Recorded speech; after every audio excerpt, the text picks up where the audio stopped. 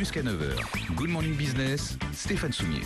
Et on s'était dit qu'on allait, pourquoi pas, rentrer dans les coulisses de ce qu'est un voyage officiel. Et Jean-Michel Bérard, bonjour. Bonjour. Vous êtes le directeur général d'Esker et c'est vous qui allez nous permettre de faire ça. Il en a pas fait une publicité considérable, d'ailleurs, on doit dire. Peut-être les seuls à signaler que Jean-Marc Ayrault était, donc quoi, ce week-end, vous descendez à peine de l'avion. Je sors de l'avion, là. Ouais, c'est ça, vous descendez à peine de l'avion. Oui, oui. Merci beaucoup d'être là. Il était ce week-end à Singapour Et à Manille. et à Manille. Ainsi qu'à Cebu, au milieu des Philippines. Et vous l'accompagnez. Alors il faut dire un mot de ce qu'est Esker. Esker est une société, enfin un éditeur de logiciels d'ailleurs.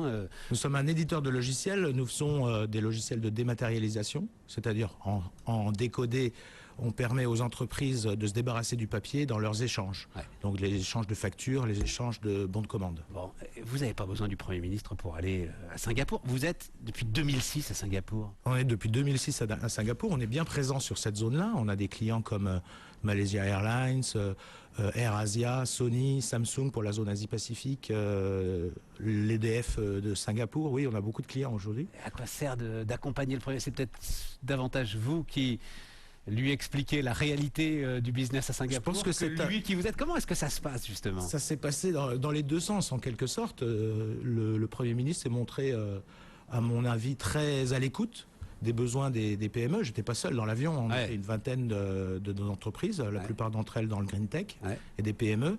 Et le Premier ministre nous a invités à prendre un déjeuner à sa table, la grande table de réunion de l'avion présidentiel. Et on a pu échanger sur les difficultés qu'avaient les PME pour exporter. Pas mal. Ouais. Non, très bien, très à l'écoute. Oui, mais très à l'écoute, mais derrière, derrière. Alors juste, on l'a pas dit, vous faites à peu près 36 millions d'euros de chiffre d'affaires. Hein, voilà, on va faire 40 cette année, oui. Quoi, les 2 tiers à l'international? Oui, 33% en France. Notre premier pays, c'est les États-Unis, avec 40% du chiffre d'affaires. Et puis ensuite, c'est réparti sur différents pays d'Europe et d'Asie. Et dès le départ, vous avez structuré votre entreprise comme une multinationale? Oui. On se décrit nous-mêmes un petit peu comme une micro-multinationale, parce qu'avec 40 millions de chiffre d'affaires, on n'est pas du tout au même niveau. Mais pour une société qui est basée à Lyon, qui n'a pas accès forcément aux sièges sociaux parisiens, mais on a plutôt intérêt à les exporter. Donc on s'est structuré de cette manière-là, avec 10 filiales autour de nous pour vendre nos logiciels. Et il n'est pas question, enfin, il n'y a pas un chiffre d'affaires minimum pour partir à l'international? Ça a été une priorité dès le départ? Ça a été une priorité. Dans la naissance de la boîte? Oh, oui, ou on va dire quelques années après la naissance de la boîte, puisque la première filiale qu'on a créée, c'était en 91. La société date de 85.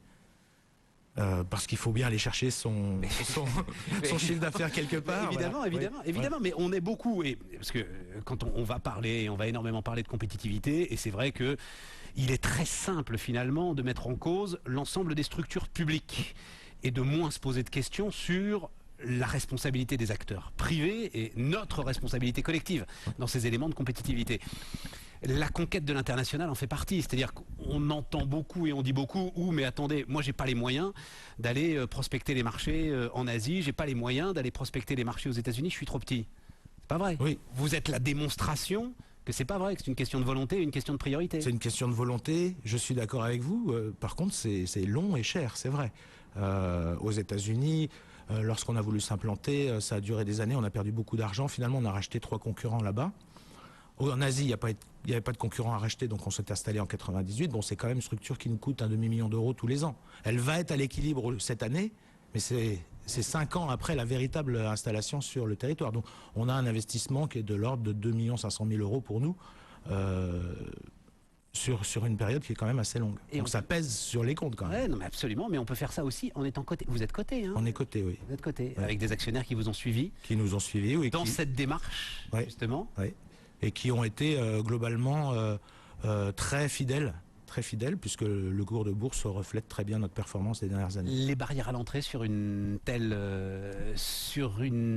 activité, sur la dématérialisation des documents, comme vous dites, j'imagine que chaque client est un dossier en soi. C'est ça qui doit rendre les choses assez complexes? Oui, on essaie de standardiser un petit peu nos offres au maximum, mais c'est un marché où il y a peu de concurrence, elle est essentiellement nord-européenne. Ce qui est étonnant tellement le souci est un souci généralisé aujourd'hui. D'essayer de se passer des structures papier au maximum. Oui, oui, on doit être à peu près trois gros acteurs dans le monde à proposer ce type de solution. Mais on va aussi à l'encontre, les barrières à l'entrée du marché, c'est souvent ce qu'on appelle chez nous une petite start-up qui s'appelle nerienfaire.com, c'est-à-dire je fais du papier depuis 100 ans et je continue à en faire et je peux attendre l'année prochaine ou dans 2 ans avant de vraiment m'y mettre. Alors qu'on apporte des gains de productivité qui sont extraordinaires. Donc les périodes de crise comme celle-ci, où les sociétés regardent les gisements d'économie, sont des périodes qui sont magnifiques pour nous, puisque c'est là où on a véritablement un engouement des entreprises pour nos produits. Et l'ensemble des systèmes de cloud, parce que évidemment vous êtes dans le grand nuage là, oui. Comme tout le monde dira dans le grand nuage, vous permet en plus vous-même de réduire les coûts pour vos clients. Oui, ça leur permet de ne pas avoir à investir ni dans du matériel ni dans du logiciel. Ils payent à la consommation, ils vont faire passer une facture comme on fait un SMS ou un appel téléphonique. Et à partir de ce moment-là, eux se sentent plus libres d'engager des dépenses. Nerienfaire.com, j'avais jamais entendu ça. Elle n'existe pas, mais bien souvent dans l'informatique, c'est le plus gros concurrent. Bon, revenons au Premier ministre. Parce que il y a assez peu de temps là, vous avez publié une tribune. Oui. Je l'ai lu d'ailleurs, hein, Jean-Michel Bérard. Et vous lui avez soumise au Premier ministre sa tribune. Votre tribune, c'était de dire, écoutez, vous êtes gentil, mais quand l'ensemble des entreprises de France sont jugées à l'aune de quelques dérives de grands patrons ou de quelques dérives de boîtes du CAC 40, nous, on n'en sort pas et nous, on n'y arrive pas. On est en train de crever d'hyper-réglementation. Vous employez pas les termes comme ça, mais je résume parce que c'était la clé du message. Oui, c'est un peu la vérité. C'est-à-dire dès qu'un événement médiatique intervient dans une entreprise, un suicide ou un problème de rémunération, on a immédiatement toute une série de lois qui nous tombent dessus, alors que nous, on est à peine concernés par ce genre de choses. Donc là, cette année, on a dû faire un plan de stress au travail, un plan égalité homme-femme, un plan senior, un plan handicapé, un plan H1N1 il y a 3 ans. Donc on est soumis régulièrement à des nouvelles contraintes, des nouvelles régulations qui honnêtement ne nous concernent pas.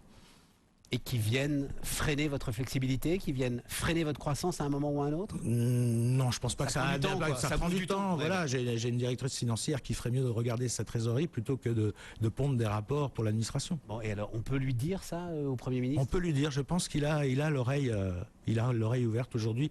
Il s'interroge beaucoup sur la compétitivité et qu'est-ce qu'il a dit? Allez-y, lâchez-nous. Qu'est-ce qu'il vous a dit dans l'avion sur la compétitivité? Sur la compétitivité, il est conscient qu'il n'y a pas de relation, par exemple, entre les PME et les très grandes entreprises. Et que, à la différence de l'Allemagne, par exemple, il est conscient du fait que les entreprises françaises, les grandes entreprises françaises, n'entraînent pas à l'étranger les PME. C'est pas leur boulot? C'est pas leur boulot, c'est pas des institutions de service public aujourd'hui, Jean-Michel. Non, mais il y a pour moi pour en avoir parlé avec d'autres entrepreneurs, on a exactement le même point de vue. Il y a une fracture considérable entre le monde de la PME et le monde de la grande entreprise. Et ce sont 2 univers qui ne travaillent pas du tout ensemble en France. Alors pourquoi? Je pense que c'est un petit peu. Je vais d'abord vous donner un exemple. Nous avons comme clients Ford, BMW et Mercedes. Nous n'avons ni Renault ni Peugeot. Nous avons des clients comme Whirlpool, comme BASF. Jean-Michel Bérard, si vous aviez eu la garantie d'avoir comme clients Renault et Peugeot, est-ce que vous auriez eu la force d'avoir ces autres clients internationaux que vous ne devez qu'à vous-même? C'est ça la question. Est-ce vraiment la question? Le problème d'aller à l'international, c'est que c'est quand même bien d'avoir des références locales. Si vous allez parler à Ford et vous dites je travaille avec Peugeot ou Renault, c'est quelque chose qui aide. Si vous partez et vous n'avez rien, c'est quand même un peu plus long. Vous êtes quand même la démonstration qu'on n'en a pas forcément besoin. On peut s'en passer, ça prend plus de temps. Ça prend plus de temps, oui, c'est ça. Merci beaucoup de nous avoir apporté l'ensemble. Sinon, juste, alors donc c'était Singapour et Philippines. Oui. Ça vous a aidé? Il y a des éléments, comment dire, de crédibilité. Oui. C'est ça qui vont accompagner aujourd'hui une boîte comme Esker, 36 millions d'euros de chiffre d'affaires à partir du moment où on accompagne le Premier ministre. Ça m'a beaucoup aidé. À Singapour, j'ai pu inviter le directeur financier de Sony Asie Pacifique J'avais un projet avec lui qui traînait, qui prenait un peu de temps, et dès le lendemain matin, mystérieusement, ce projet s'est mis en branle à nouveau. Donc ça a été quand même très positif. Et on a pu rencontrer aussi le responsable de l'association des business process outsourcing, qui est la deuxième industrie des Philippines. Et là, j'ai des portes ouvertes. Donc j'ai beaucoup de travail à partir d'aujourd'hui. Merci. C'est moi qui vous remercie.